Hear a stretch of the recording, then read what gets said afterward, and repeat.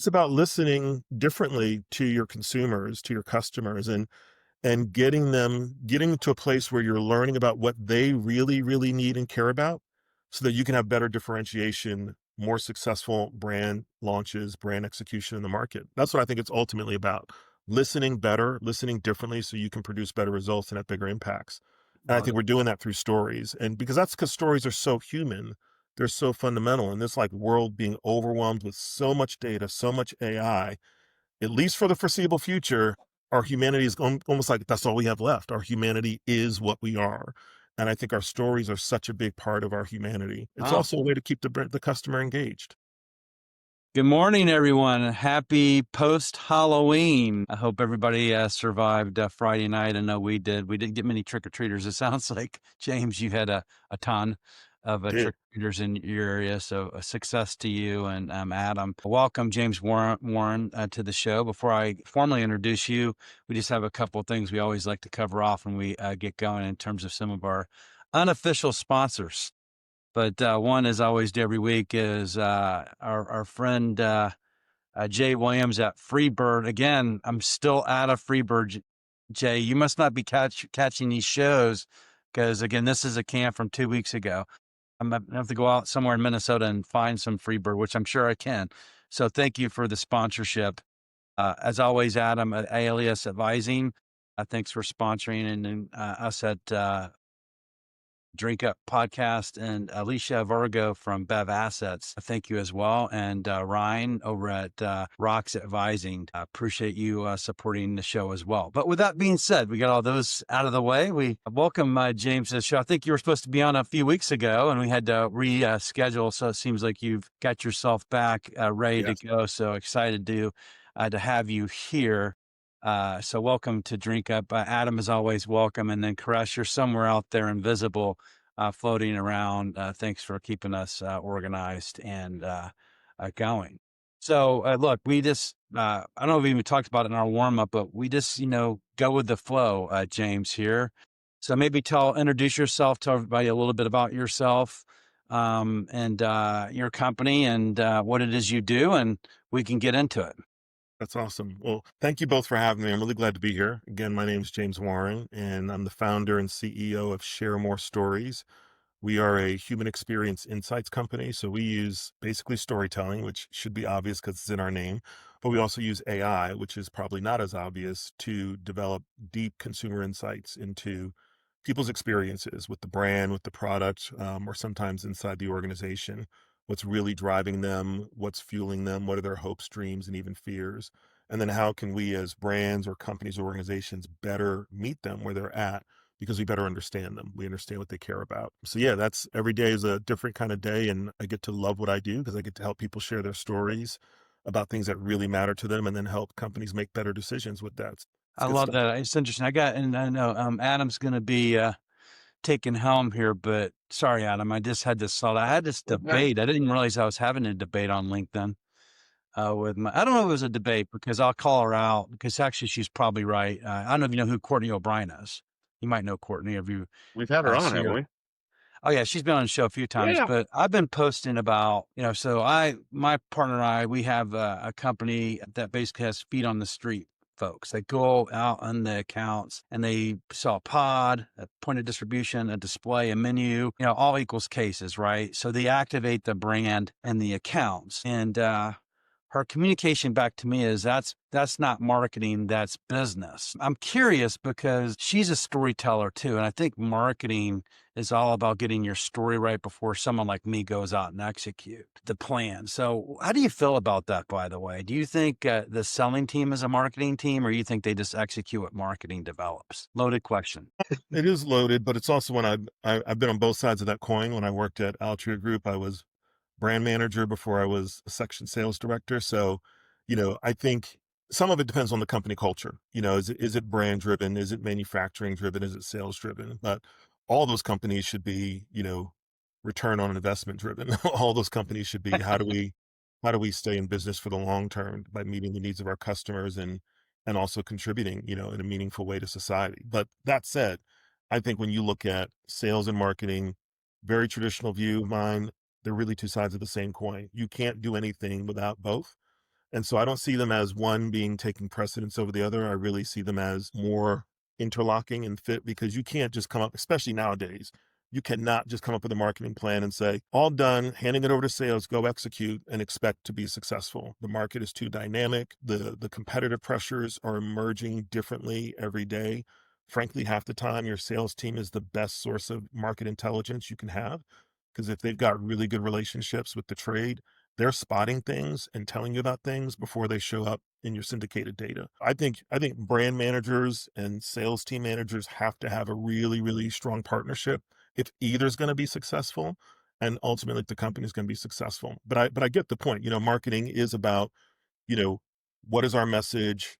What benefits do we deliver to the consumer?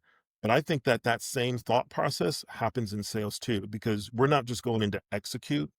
We got to have something that benefits the retailer. They've got to say, this is why I'm going to preference your brand. This is why I'm going to really put muscle behind your brand. Because otherwise, you already know if you don't have that, you're not getting very good placement, you're not getting very good pricing, you're not getting very good distribution. So Well, hand in that's hand. interesting. So share more stories maybe is applicable here in this conversation, for sure, right? So Absolutely, because you've got the experience of a lot of people in there.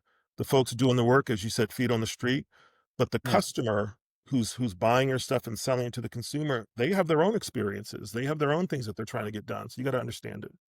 I love it. All right. So Adam's in deep thought. You're at helm, buddy. Just curious, and we're talking a little bit about this, before we get on. So I'll tee it up for the folks out there in podcast land. I've said before the give a mouse a cookie paradox that anybody who's any kind of good at anything they do goes through. Of somebody asks you a question, you help them out with the first part, and you go, okay, great. What else do you do? Or well, what about next? And you go, well, next is this. Well, can you help me with that? Yes. Well, what about next? Well, next is this. Well, can you help me with that? Probably. Right. You play that out long enough, or the demographic piece we were talking about of, for a long time, even for me, like in college and early business and whatever, it was okay, what are our demographics or what are our psychographics? And I think people tend to lean too hard on one or the other, or they don't blend the two effectively, right? Or other things, right? Those aren't the only two buckets. So my question with all that is to get people up to speed on my train of thought. New brand, new somebody comes to you. Like, how do you start? Is it first kind of you and your team taking maybe an audit of where they are on a snapshot and then going, all right, here's what we're seeing. Here's what we think you're going to get out of what you're seeing. Here's what you're telling us you'd rather be getting out of what you're seeing. And here's the plan from there. Like, is that kind of the general overview? I love the way you got there because for us, our ideal customer is an organization where, the leadership team is basically saying, hey, we recognize we're not achieving all the goal we want or having the greatest impact we want or the growth we want. It's probably not a case where things are horrible because frankly, there's other things you need to do to fix a sinking ship, but they're not great and they could be better. You kind of have that assessment either in the data anecdotally, but really leadership usually has that conviction. I feel we could be doing better in this category or with this brand. And they usually got some rationale or reasons why. So then what we start doing is asking, well, what are your consumers telling you? And what we're trying to do, there are two things. We're trying to get an understanding of like what do they literally know about their consumers and their experiences, but also where are they getting that from? And that usually creates the opportunity for us to say, well, it sounds like you're really, really clear on the who, what, when, and where. But you're already saying you've got some challenges or problems that you're facing, and it seems like you don't know why. So you got to Mm, ask why questions. And the why questions are hard to get at when you're just pulling in lots of observed behavioral data. They're hard mm, to get at when you're just doing surveys and focus groups. You got to find another way. And that's usually when we have the opportunity to say, listening to the consumer in their own words, tell you their stories about their experiences, it changes your whole thought pattern in terms of what's actually happening with our customer and the brand. So that's usually what happens for us. Folks who are like, everything's great. Then we're not for them. Or folks who don't believe that the experience matters deeply, we're not for them. But those folks who are really, really interested in figuring out how to grow through better experiences, we're for them. People don't buy brands, they buy stories. Absolutely. And the brand is a combination of people and their stories. I like to say a brand is people inside a company and outside a company solving a problem together. It's not just one direction. The mhm. brand manager should think about themselves as part of a larger community with the consumers that buy. It's not separated. That's just an artificial line. That's where the money goes. But, Gotcha. the reality is there's a relationship, and if you really wanna meet your customers' needs, if you want we all see these people at the end of the day on social, and we're like, "Man, they've got so many influencers on their brand, or they got so much they don't pay any money in advertising. Look at all this organic earned media they have." Well, they didn't just fall in their laps, they cultivated that. They grew their brand as a community to get there, and when you do it that way, I think you get a different kind of conversation happening. There you go. That's what So you describing Jay Williams. That's awesome. so you mentioned, I'm gonna try and paraphrase it as maybe they're listening, but they might be listening to the wrong songs, right? Love that. Yeah. Or the James is the Led Zeppelin of share They more need a story. different playlist. They're on the wrong You're playlist. right. They need My Vibes playlist. That's what they need. So help me out as a novice, right? So when I think of experientially, not a marketer, don't play one on TV, never intend to. But experientially, when I see, brands I've worked with in the past talk about where they listen to customers, it's the things you mentioned. It's social media, it's sales team reporting feedback from in the market, it's trade shows or feet on the street type, hey, handing out samples types things. And for sure, those are all ways to listen. But again, I'm assuming those are all kind of like in your world, those are like, well, okay, those are given, right? Are You you should asking how you he should captures information? What are you well, asking? like what are the buckets I'm missing, I guess, right? Yeah. It's a great question. I think there's two parts of what you're saying. One is on average, like you said, they're hitting all those major buckets. They're doing proactive research at the front end, but they tend to see research as a point in time. So that type of listening doesn't happen on an Okay, ongoing basis. sure. Then they have, typically social listening or some platform similar to that. They might be getting their NPS, their customer satisfaction scores, little quick surveys, rate us on 5 stars. It's a data point. And to your point, I love some of those more organic, people driven inputs. What is the sales team telling us? What are we seeing when we go do a market walk? The challenge is not so much, I don't have enough data. The challenge is, I don't know what to do with all the data I have. Yeah. And even when I have a sophisticated operation and all the integrations we need, it's still not always telling me that why question. So what we do is we ask those consumers to come into a platform, we give them a prompt, and we say, tell us a story about your experience related to X. It could be like right on the nose related to that brand, or it could be more at the category level, be more what we think is the problem level that they're trying to navigate. But they will typically open up really quickly. They get very emotional about their stories in a good way, like they get Yeah, yeah, descriptive. yeah. They start bringing the senses. This is what I remember smelling, tasting, touching, hearing. By the time they're done, they will email us afterwards and say things like, I had no idea this was going to be this way. Thank you. I feel like I was in therapy. Right. That's not our job, but the notion that there's stuff they wanted to tell people, particularly people they buy from or people they work for, that they weren't being asked, seems to be always this aha moment for the participant and for our customer, because they're like, wait a minute, I didn't know you got real stories. I thought you just meant like a sentence or two, like this happened, it made me happy, and the end. I'm like, Right. no, they're Right. telling you rich, deep stories about their experiences with So, you or so your James, I brand. got to come and interrupt because we got a lot Yeah, of good. you're popular this morning. I don't know if I catch all this, Adam, but we got Alicia Vargas in the room, Sure. Greg Needham, Just updated my comments and it went brrr. Winifred Atafu, if I mispronounce your name. She's asking, what's this live all about? Maybe you could take that question. And I just want to welcome AJ Navarro and Cost of Goods. Robert's here and Greg Needham. So you're popular today, but what is this all about today as a I question? think it's about listening differently to your consumers, to your customers, and getting to a place where you're learning about what they really, really need and care about so that you can have better differentiation, more successful brand launches, brand execution in the market. That's what I think it's ultimately about. Listening better, listening differently so you can produce better results and have bigger impacts. And I think we're doing that through stories. And because stories are so human, they're so fundamental in this like world being overwhelmed with so much data, so much AI, at least for the foreseeable future, our humanity is almost like that's all we have left. Our humanity is what we are. And I think our stories are such a big part of our humanity. It's also a way to keep the customer engaged. So let's get into this AI stuff. I know Yeah, I was researching you a little bit, and you were talking about AI. I think AI is important, but it shouldn't replace our voice. It should help us 100%. become more efficient and effective in what we do.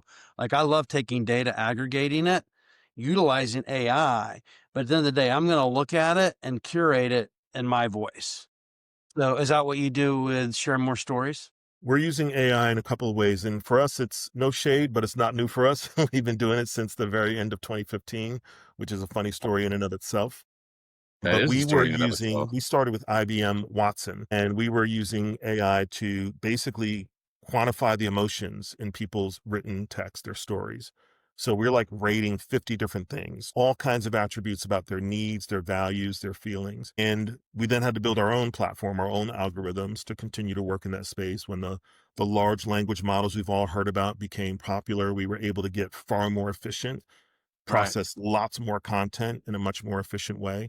But then the other thing we're doing now is we're not only predicting the emotions in those experiences, we're now using AI to make the reporting and analysis much, much more efficient. So if you go back to this fundamental premise of if I could talk to 1,000 of my customers deeply and hear exactly what they care about, I would. But the problem is I don't have the time for that or the money for that. It's not efficient, it's not scalable.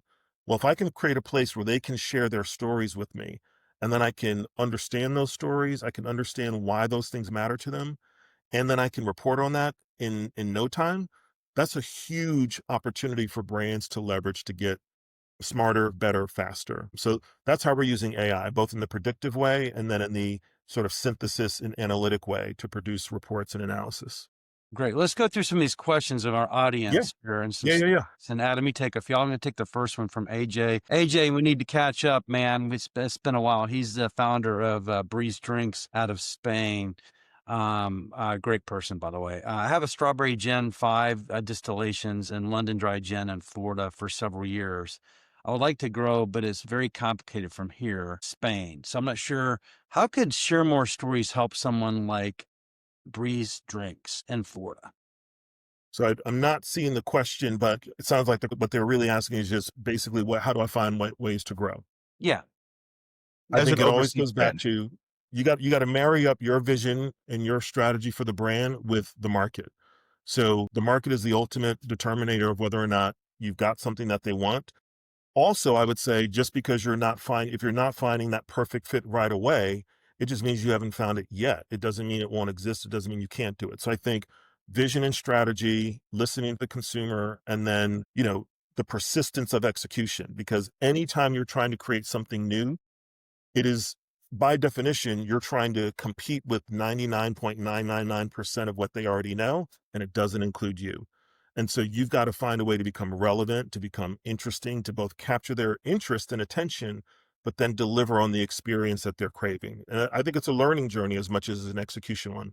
yeah, and it'd be interesting. You should go check out his website and his brand. There's a story there, and he kind of started telling it a little bit and his Awesome. communication to us. Robert Kogan asked, and I'll let you take the next one's, Adam. Yeah. Too Yeah, I close got to you. home, lots of love. How do Yeah, you yeah. feel about what's that? Go ahead. Go ahead.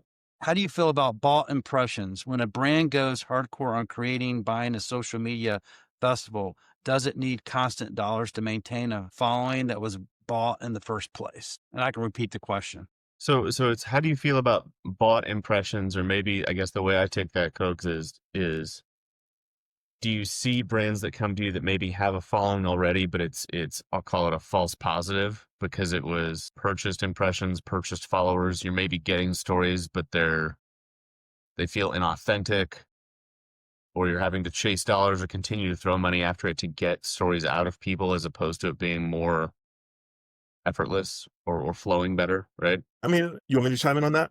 Mhm. Yeah, Mhm. I think that, getting stories from your audience and your community to share, for example, on social is great. And it's also a function of what kind of relationship you have with them. Are you trying to create sort of "Hey, here's our message, we want you to amplify it," or are you creating such a relationship with the brand that they can't help but want to talk about their experiences that they're having with it? You want the latter, obviously. But that doesn't happen overnight. I don't think that means you can't use, investment to disrupt their normal attention cycle, because sometimes that's the way you get get in front of them. However, if that's what you're doing, you've got to make sure that there's something sticky on the other side, because if the only way they pay attention to you is when they see a paid ad, you're going to be spending a lot of money over a long period of time. Dude, You've that's got good. to That's find a way really the to clip get I take there. away from the show. You got to, word of mouth is as corny as it sounds. In many respects, when done right, social is just one gigantic word of mouth engine. People talking about their experiences, and the best ones are when you're not controlling it. Honestly, that's also where legacy brands really struggle because they're so used to being in control. They have a really hard time letting go of control and letting the consumer really chart their own path. Yeah, we've talked So to some interesting people. I have to connect you to what was the company? That's basically they do. It's called Mod. Basically fans. They basically let the fans develop like swag, the artwork, art, fan art yeah, and stuff. So basically, they put the fans in control, and then they're all over Discord. yeah. They're communicating, which I seem that's a new frontier for many brands. I don't think they're there. They should be there. They're not. See what? Yeah. So I got to call out Greg Needham. Hey, Greg, I owe you a call, man. Maybe we can have lunch today or something. I know we've been trying to get in contact, but Greg actually, first of all, he says IBM, IBM, IBM. He does some work with IBM. His statement was engagement direct from the shopping aisle. Why and what in real time. So I'm not sure if he's asking a question. I think he's just supporting the fact is I think we should probably get real time engagement in the shopping aisle or that place. How do you get that information? I think that's a great point. And again, to me, it's not all or nothing. It's not an or, it's an and question. Getting real time engagement, point of purchase, point of decision, huge part of what's missing from many brands and companies. Sort of insight funnel, data stack, what they know and what they don't know. And by the time they get to point of purchase, subconsciously, much of their decision's been made. There's opportunities if they're saying, I'm not sure what I want, you can be the solution to that problem. But if they're going in with a preconceived notion of what they want based on what they've already consumed, advertising, message, and content wise, or their own experience with your product and they're loyal, then you have to be really, really disruptive, both in your messaging before they get there and in your messaging at retail. And I think that's true for a lot of categories, but I think that's especially true for fast moving goods categories where there's new brands coming in fighting for shelf space all the time. You've got to have a way that says, I'm connecting with this consumer right here.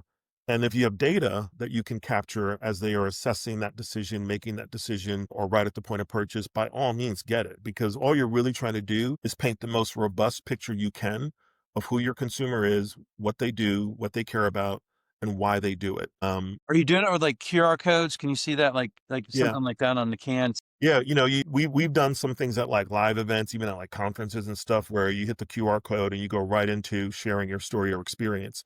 I will say our type of research and listening is not as, hey, tell me how you're feeling right this second. It's more about, let me understand what you care about, what motivates you at a maybe deeper level. And they usually need a little bit more time than that. That said, we just started testing finally our audio collection capabilities. So it's a little bit faster, easier experience. You can come right in, just start sharing thoughts. And that I think is going to give people a lot of different use cases for what kind of feedback we capture when and where, especially like new product testing, journaling. That's a big piece. If you've got a new product that's in development, you really want to know how they're using it, how it's fitting in their lives. You got to give them ways to make that data capture easy. Do you have a brand? So it's funny you read my mind because I was going to ask for like a use case, and you can share the screen if you want to. But do you have like a brand or like how it works with how they would work with you and how you bring the story to life with the brand? Do you have a Yeah, something to share? I'll pull something up here in a minute, but I'll give you the high level.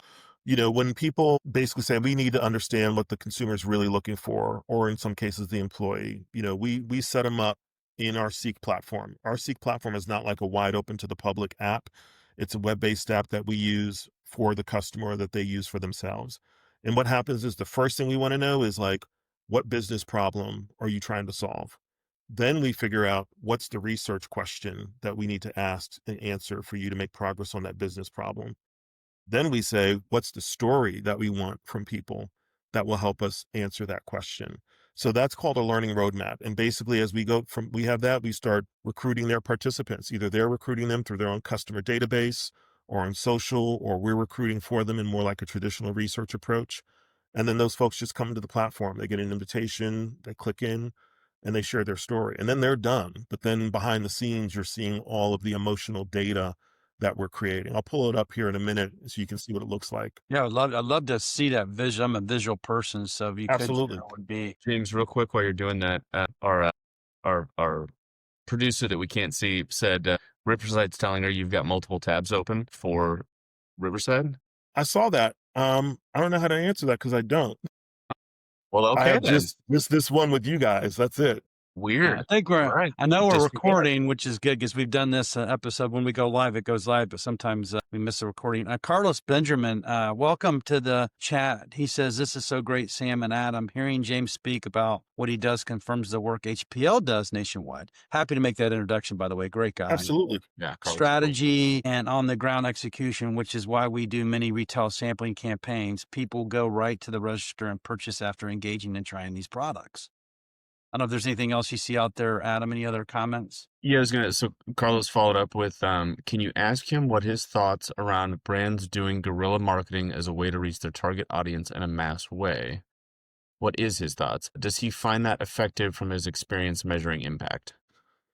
Ooh, that's a nice question. I would say the idea of getting your brand ambassadors in front of and in places where your consumers naturally congregate and where they want to be, still one of the more effective ways, especially if you're a new brand, still one of the more effective ways you can introduce it to them. Because the reality is, when you're trying to break into their mindset, you're trying to create awareness, education, and communicate them on your benefits all at once.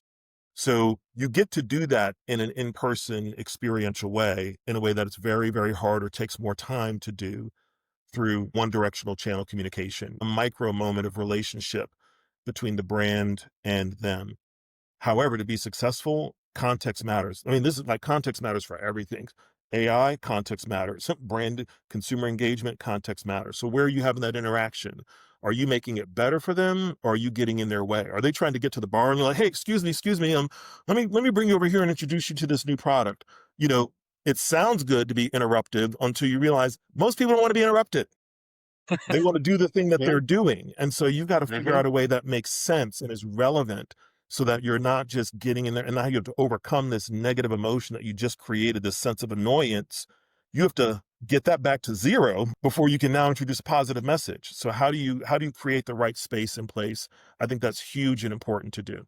Well, these sampling events that happen, especially in the spirits business and THC business, and what Benjamin does, if you're out there in the wild or you're doing these events, I think you have a captive audience that you can start, you're not interrupting them. They're engaging with you. So the Events is a how that huge way to do it when you can show up in a place that's where the consumer is, doing something that they like to do anyway, or offering them an opportunity to do what they like, maybe with a greater benefit. Now you're already becoming a problem solver. You're relevant. And I think sometimes brands forget, like, you're competing with other brands that provide a solution to them. Whatever it is, if they're putting their money down, it's because those other brands provide a solution to one of their needs or wants or help them avoid one of their fears. It's just that primal. So you have to figure out, how do I do that differently first and better first, so that I'm not just seen as, same old, but I'm also providing maybe a better benefit than they would get otherwise. While we're doing that, I'm going to pull up my screen so we can yes, just please. show you real quick how this works. We love show and tell here. Absolutely. So I'm going to show you, this is some stuff more from the YMCA because it's a project that I can show. And it's a pretty good one. We did some work with YMCA over a period of about a year and a half where we focused first on their employee experience. Then we went and looked at their customer experience, meaning members, volunteers, donors, program participants. And then we went back and did another round of looking at their employee experience. And so you're able to really compare and contrast how employees are feeling about their work year over year, but also you're really able to start drawing connections between the employee experience and the customer experience, which is huge. So the first thing I would say is, what usually shocks people is when we say we're collecting stories, they don't get it. They're like, wait, what do you mean? And, this is one that I have as like a demo, right? You can write a whole story in here about your experience. This is when I started running again, getting fit, ran a half marathon, which I'd never done before. But people write all kinds of stories and then they answer a few questions about themselves. So you have a little bit of like behavioral stuff. They might also choose these things like, who were you with? What were you doing? What do you remember smelling or tasting or touching? These are called sensory cues or hints. And when those stories come in, as you see, they start accumulating. You've got lots of stories. You see the word counts. You get a sense of like, wow, people have a lot to say about this. But here's where it starts getting really interesting. When I say we're coding those stories for emotions, we are measuring 55 different emotions across every story. We Holy actually take the cow. story and we break it down into smaller pieces, and then we code each of those pieces. So when I say you get an emotional map, this is what we mean. Like, So what's you the find level the of why really quick in this. you totally can because you see that notion of achievement, right? Like people at the Y are working out, trying to make progress on goals. You Yeah. see things like activity level. You see altruism. The Y is a brand that's community based. People join the Y specifically rather than saying Gold's Gym or American Fitness Mhm. because they not only want to achieve their goals, they also want to be part of community. So you see those things showing up, and then you can see other things like their demographics as well as how they've answered some of the behavioral questions. Here's a This question is where it coming gets in real time. Well, Greg asked, James, do you map and build the consumer journey in your storytelling initiatives that hit milestones and pivot if necessary? absolutely. We built out new consumer journey maps, new engagement frameworks that are based and rooted in the actual stories that people are sharing. And that's huge because now it's not me sort of imposing that framework on the consumer. It's actually building that framework with the consumer. We've co created where is the consumer today? And for the consumers that are achieving their goals with the brand, what does that look like when it's all the way through? So then you can start to say, hey, some of my consumers are here, some are here, some are here. And it may not be the more detailed buying journey. It's more of the, hey, this is how we move somebody who doesn't know us to somebody who loves us and wants to advocate for us. This is how we move from somebody who just met us to somebody who's really happy and satisfied with their purchase or their experience, right? So it's more a little bit of a higher strategic layer, but you definitely want to be able to connect it and execute it. So this is the last part of like Seek where we're using AI to actually analyze the stories in real time. So let's say I just wanted to do like a real quick top line. Think about it as normally I have to go to the research department or the HR department. Now, if I'm the CEO or I'm the founder of a startup, I can collect these stories and ask these questions right away. Oh, so So the first if I sign up for your service, this could be a service and I can use this to ask questions. So I'm a market brand manager over at Gallo. I can use this stuff to do this. absolutely, because what you're doing is you start up a project, you start bringing people into that project, and then, we say start slow. You don't have to go get 500 people overnight. Start with 20, listen to what they have to say, maybe change the question and go to the next 20 or 30. By the time you're done, in the case of the Y, over a year they collected 500 stories, which you probably wouldn't go do focus groups with 500 people. You probably wouldn't go do 500 one-on-one interviews, but you can hear from 500 people in this way. And they start to tell you, if I just say, hey, real quick top line. Now, this is really important, right? In traditional research, I'm not getting a top line for at least two, 1 to 2 business days. And the first top line might be a few bullet points in an email. And that's going to come after after they get home and they get a chance to review their notes. I'm also not necessarily getting a more in-depth report for a couple of weeks. AI has definitely made that faster, even in traditional research. But now we've designed all that context right into the platform. So Oh, you wow. don't have to stage You it, put all the prep it. prompts in already to It's go all through in with there. it. I don't have to explain the data. I don't have to remind it. No, you're giving me the wrong answer. That's BS. That's the most frustrating part of using GPTs is we were doing so great for the first 30 minutes of this chat. Now Yeah. it's just going off the rails. Stop it. I don't know about y'all, but I cuss out my GPT all the No, no, no. time. I have I love conversation. that. You can talk to it and it talks back at you now. You So know, I love that. So this is just an example. Like you could keep going deeper. You could say, what are some of the key drivers of better experiences at the Y, right? And it'll start answering these questions. So if you're the brand manager or the product developer or the market manager, and you just want to be able to start bringing the voice of customer just into your decision making, just into your leadership, you start getting more specific. Here we had some high level themes. Now we're getting a little bit more specific. What are the key drivers? What do I need to actually build? I might say something like, if I wanted to design a better wellness experience, what should I focus on most? I love this. So James, while you're going through that, and I want to go back to a question Sam asked for my own clarity. Do you see instances, whether it's with something like the Y or CPG type products, where maybe the brand comes to you and they're like, "Hey man, we're drinking the Kool-Aid, we get it, we love it, we want to do it, let's go." But then the question comes up of, well, okay, we have a fairly large footprint. Yes, we have brand managers in different markets and so on, but could we actually just share, maybe give a login or something, or share this tool with like a close distribution partner or a formulations group so that when they want to ask questions of this tool to inform conversations internally, so they can I say, love that. hey, your tool told me this. I think for our next round of formulation, we should approach this, and they can kind of be more proactive. Do you see those types of partnerships happening? Absolutely. There's You so read many my use mind. cases once you get this, in your own organization. There's so many use cases for what you can do with it. Like engaging your own partners is brilliant because in many cases, that's how you form a deeper relationship with the distributor or the supplier. Like, hey, we want to share insights with you. I used to be in that role when I was with Altria. One of the biggest things that the trade comes to the industry leaders for is help us understand what's actually happening in the market and with the consumer. So when you can do that faster, better, with more sort of more light, literally more enlightenment on it, then you're a bigger resource to them. You're a bigger partner to them. And now you're putting this tool in the hands of, you don't have to be the biggest brand in the world to do it. You could be the challenger brand, the startup. You could be coming and saying, hey, we're building our brand and our community on deep understanding of consumer wants, needs, hopes, and dreams. And we're going to share that with you. And we're not just going to share it with you with a report. Yeah, we'll let you have access to, if allowable and permissible, if you get the right permissions up front, you can have multiple folks on your team have access to it. It's a great way to think about it. How does Yeah, I one mean, get in contact with you to actually sign up for this? Is this a service? Is this like a SaaS tool? Yeah, that's a great question. So a lot of what we've done up till recently has been project driven. Like when you're selling something new, it's hard to just get everybody to buy some gigantic B2B SaaS platform. We tried. And if you don't have really, really deep pockets and you haven't done that 10 times already, that delivery model becomes the barrier. So we started doing projects like you would if you were doing the research. And in many cases, those customers would start to say, oh, wow, now I see how I could do this in this department. And we do another project. Or they'd say, hey, I think I want to get to a place where we could do this over the course of a year. So I can collect stories over time and see what's changing. And that's, of course, the best use case scenario.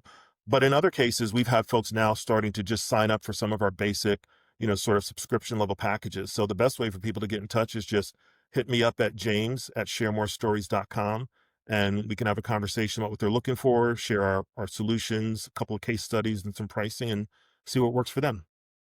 so I wanna ask this question before I lose the opportunity, and this is I find all of this fascinating. I work with a lot of myself and the friends I hang out with most professionally, work with a lot of brands who are brand new, totally green, never done this before, right? And so, I think not to be cheeky, but the story you're telling, the insights you're offering, right? Obviously hugely impactful, but how do you work with, because I'm sure there's an answer, but how do you work with folks who are truly at square one, who are like, I don't know who my customer is yet, but I have this product I think is cool. I think it could be for these folks, X, Y, and Z. What do I do now? It's funny you say that because I didn't know you were going to say that, but I said, let me go over here to this more startup VC example. And Here's the so, startup package, folks. Pay right, attention. this was working with a VC who said, there's a segment in the marketplace that is underserved. And they started really, it's called Listen Ventures. They're in Chicago. And they are a VC based deeply on consumer listening. So what they try to do is identify big theses like, hey, we think this is a big market that's nearing a tipping point. We want to get in and we want to help founders who want to be in this space or who are building in this space be successful. So they said, hey, we've done our high level research. We've identified midlife women as a group that is underserved, huge buying power, products and services generally not designed ideally for them, but adapted to them. So we think there's a chance to really go in and say, hey, what do they need from a wellness, health and wellness standpoint? Well, small project, 50 stories, right? Over, I think we collected them in 3 weeks. And these women shared so many things that, let's face it, the three of us don't qualify as midlife women. When I did this project with our team, when I came back to my wife, she said, I'm really glad you did this. And I said, oh, no, I get it. It's really important. She goes, no, no, no. I'm glad for you that you did this. because now you know just a little bit more. And she stressed the little bit. So there's always sort of a tangential benefit, right? When you're listening at scale, you get to Totally. learn things that you wouldn't otherwise know. But what was happening in this case was these women were they took this opportunity to share about what's important to them in wellness, and they created a whole picture of their lives. They talked about caregiving. They talked about how they are many of them in the sandwich generation. So they're taking care of parents and kids. And they talked about their jobs. They talked about relationships. They talked about food and what they do for pleasure versus what they do out of necessity. And so this was at the beginning of even thinking about this category, let alone your own company or brand.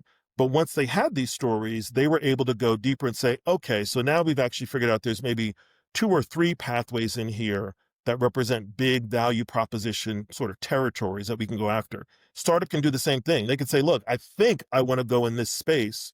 So we write the prompt very broadly, like, Mhm. hey, I'm interested in figuring out which people use active beverages versus alcoholic beverages versus other beverages and why, and what do they do with those from a lifestyle perspective. That may sound like a very functional story, but you'd be surprised. It's going to get emotional really quick. You might say, tell me about the most, if you know you want to be in the active category, tell me about the most memorable experience you ever had with brands like X, Y, or Z. And they will start writing about those or now recording those. And Mhm. so then when you have those stories, you can just start asking different questions if they're relevant to what you captured. Like, let's say, and I only happen to know that this is something that they care about. Let's say I wanted to design a product or an app that combines both wellness and financial services because they were looking to say, these are big problems in my life, and I would love some integration in the solutions. Mhm. So you could ask, this is my question. You could come up with your own. And there's quotes that kind of help you understand how these things are rooted in the voice of the customer. So it's really, then you can say, well, what are some of the product features I need? Some of these may sound basic, but then at least you're saying either I already knew this and now it's validated, or if I'm Mhm. starting from scratch, I Mhm. don't know. And I don't want to make any assumptions. I want to hear from the consumer what they think is really, really important. How would I position it? Where would I go to? And you might say, well, let me start to map out what the product features might look like to satisfy these key drivers. You could keep going in this space. So I have to say, maybe you saw it already, but Caress said, "Bring this to Des Moines." Uh, uh, Let's so do my it. right. So my question then, the follow up to that is, and Sam usually ends up asking this one is like, so again, new brand, very green, wants to get started.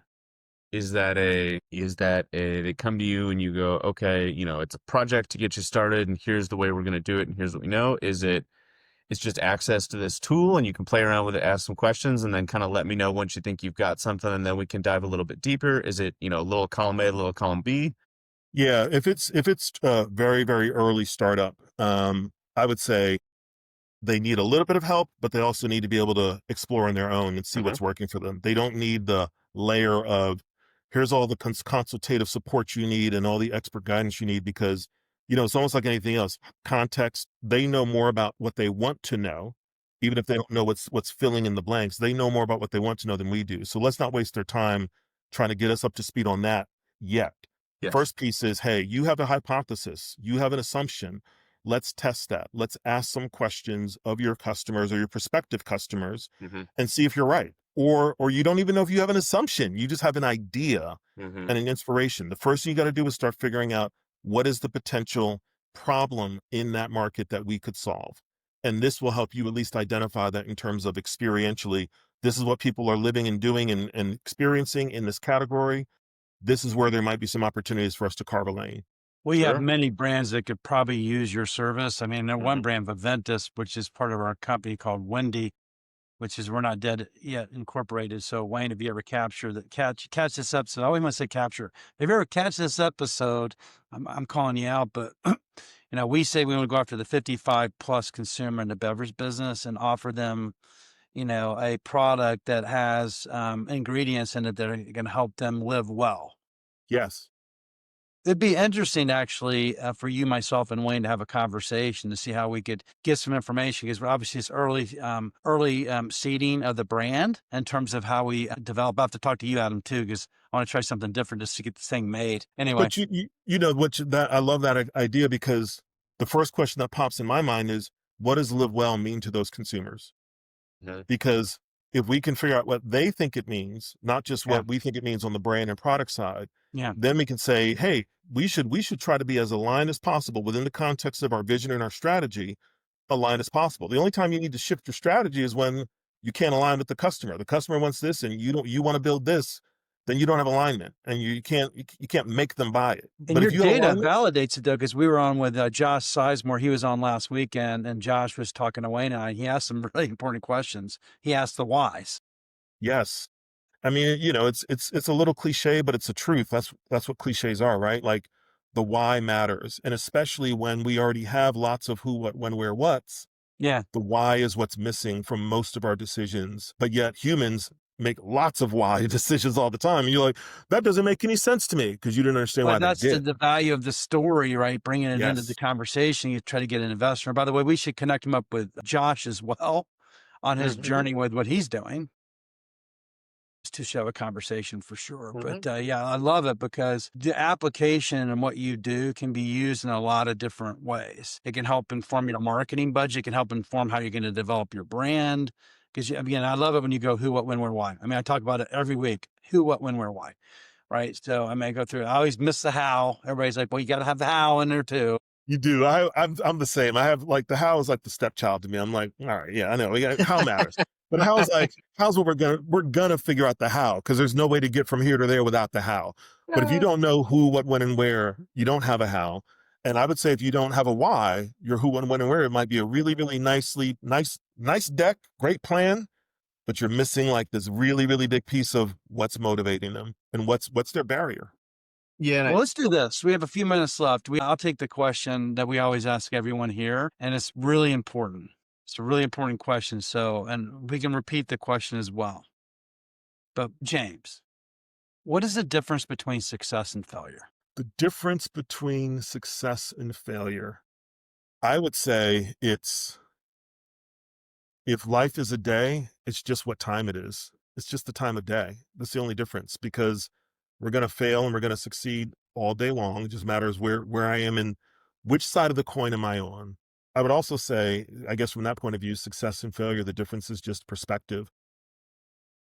I fail at least once a day on something because if the failure means I want to achieve this, I want us to make this progress, I want us to help this customer do this, and we don't get it done to the degree we believed we could or even should, I see that as failure. But I also don't see failure as a problem. I see failure as a pathway. So, and some of these again, these things really tune me up when I see like some quote on Instagram that says, you know, this means you're that much closer. If you knew you had only 25 more failures to go through to find the right product market fit, how fast would you get after them?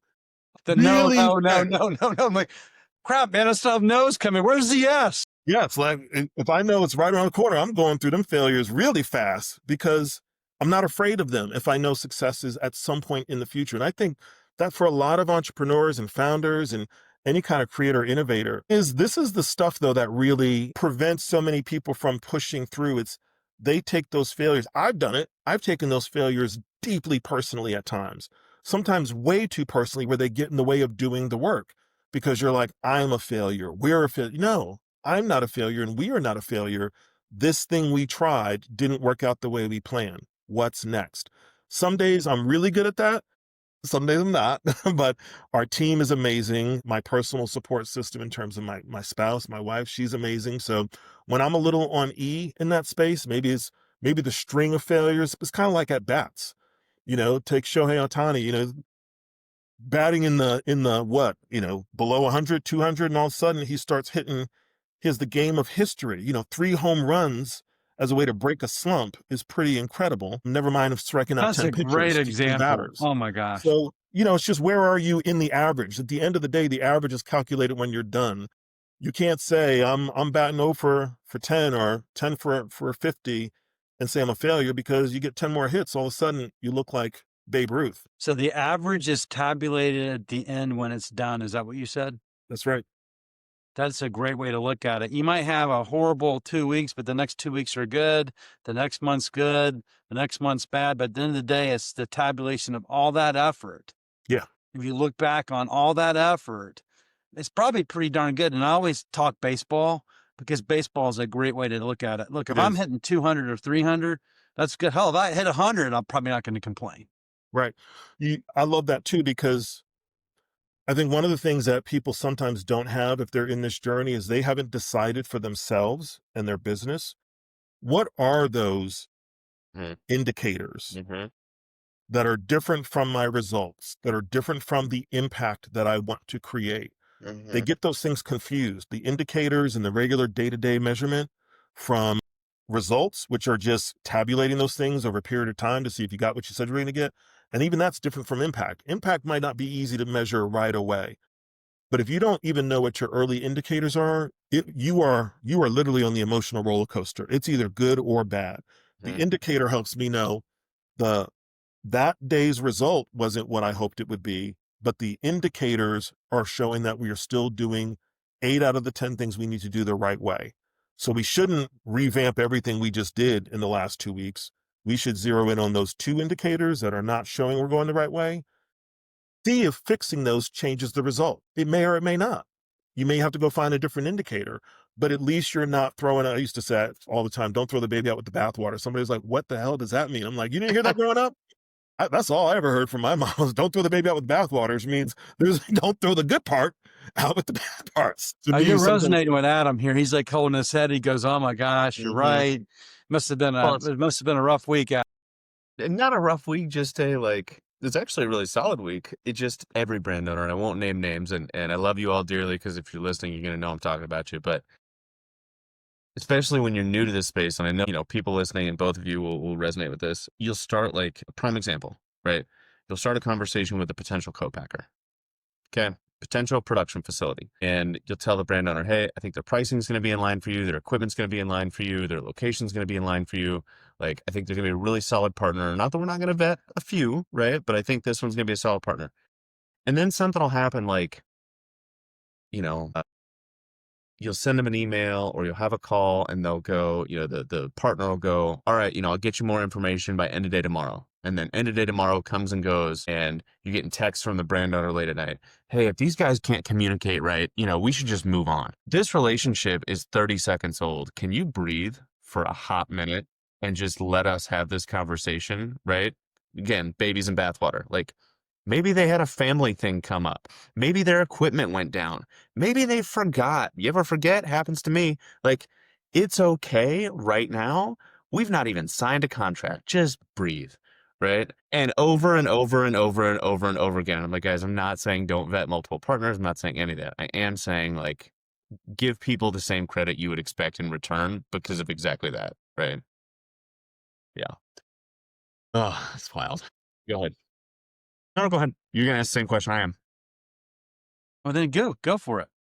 So we've gone over it a little bit, but for the sake of helping us wrap up, how do people find you? James at sharemorestories.com is my email, or you can just go to sharemorestories.com and hit the contact us and you'll get right to us. Is that right Fantastic. there on the screen there? That's perfect. That's it. And then Email and LinkedIn are my favorite ways to communicate. So hit me same. up there, and I'm a little old school in that regard. And so uh another question we like to ask at the end, is there anything we haven't asked that you want folks to know? Why do I do this? Sure. Please. I think it's mainly because I have a deep, deep, deep passion for helping people get connected to themselves, to others, to some sense of purpose. I mean, that is the thing that fuels me. And I think that the stories that we have in our lives are many of them are just dying to get out of us. They're just dying to be expressed some way, somehow. Because I think we all have that fundamental need to be, known, seen, heard, understood. And so every day, the reason why I love what I do is because I get to help people individually and collectively through groups, through teams, through brands to get a little bit of that connection through the stories and the insights that they reveal. So Awesome, man. No, I think there's that's gonna be hey, it was really good talking to you. It was super insightful. I think what you built's incredible, and clearly so do a lot of folks that were listening this morning. And so hopefully we'll have a few cool introductions coming your way. I did one last question while you all were getting ready to wrap up. I Yeah. asked what kind of beverage experiences might be relevant for women in this group who want to live well. Do you want to see it? I would love Yes. to. Yes. I Yes. don't know if this is I don't know your industry like you do. So this may feel like that's right on the money, or where the hell did that come from, but No, I can't wait to see it. it'll be interesting. Well, this is in real time, everybody. So, Tailored for Midlife Women Aiming to Live Well involves understanding the health focused preferences, wellness goals, and lifestyle choices. Here's some relevant beverage experiences that could appeal. So, again, it's a way of just taking these stories and asking some focused questions that give you a place to go. Mm-hmm. It's not all the answer, it's an answer that you could start to say, is it this? Is it that? You might say, I'm just looking to see if I'm even in the ballpark. Then you could take this and say, give me some quotes that justify these potential pathways, and you'd have a start. Well, yeah. I mean, we could spend a whole other hour on this, but even as you're scrolling, I'm like, I could almost name a brand I'm either working with or have talked to for each one of those bullet points. That's awesome. So I think that gives us some sense that, the voice of the consumer matters. You've also got to be able to put, like you just nailed it, you've got to put a human who's an expert, or at least the expert of their own domain. If their own domain is just the idea I have, you're the expert on your idea. Mm-hmm. Pair that up with what the insights are telling you, with what the voice of the consumer has to say, and you're off to a really good pathway. Totally. Very cool. Super cool, man. Thank you for sharing that with us. Like I said, I think it's fantastic. And there's a couple folks again, even from the brand side that are very green that I think, I feel like you'll get a kick out of this. So the woman before we got on who said she gets thousands of kids in her neighborhood for Halloween, I sent her a couple emails last week for some other folks that we've had on the show and said, hey, Maria, it might feel like you're a little early stage to be working with these folks yet, but it was Pentane and Ruby Pro, Sam. It was those two, Adam and Tom. Those guys.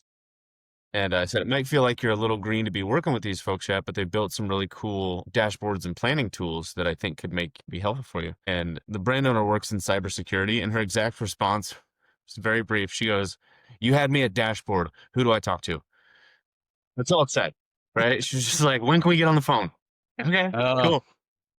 amazing. That is amazing. Yeah. Well, thank you so much for joining us today. For me, it's all about the story. Even though I was debating a little bit with Courtney, sorry, Courtney, I mean, Kanye, you can come out and we can debate sales versus marketing, but I think they all work very closely together. One can't live without the other is what resonates with me. And then this is an incredible service that you offer. So certainly we'll make sure that we connect you with the folks that we know for sure. Any closing thoughts for the two of you? I'll just say thank you. Really grateful for the opportunity to be with you guys today. This was awesome and so much fun. And I love the format. I love the way you all just create a space to let's just explore some stuff in real time. Too many people are afraid of that because if it's not perfect or if it's a fail, but look at us. We just had a conversation. Three of us just met and we went some really interesting places together. So thank you. Many thanks. Yeah, no, it's phenomenal to have you on. I'll just go back to what the title of your website, right? ShareMoreStories.com. I tell people all the time, like, what's your retirement plan? I'm like, I want to get paid to tell stories. That's that's it. I want to be good enough that people just want to hear what I've done and they pay me some amount of money for it, and that's about it. That's my retirement plan. So Love that's it. what I'll leave people with today. That's awesome. Well, both of you remain on the line because we're doing the download from somewhere in the what do you call the data lake up there in the sky, the cloud, whatever you want to call it. But thanks everybody for joining us today on a Drink Up. Enjoy your post Halloween Saturday and eat all that candy. And as James, I guess you can work with your kids to figure out. You can color code it and figure out what the inventory is of the Take candy. inventory. It's the only way you can manage those books. Gotta That's know right. Funny. I'm going to go take inventory of my candy. We know, so I have plenty of candy bars. I'll eat a few of those today as well. So thanks So everybody. funny. Awesome. Thanks, everyone.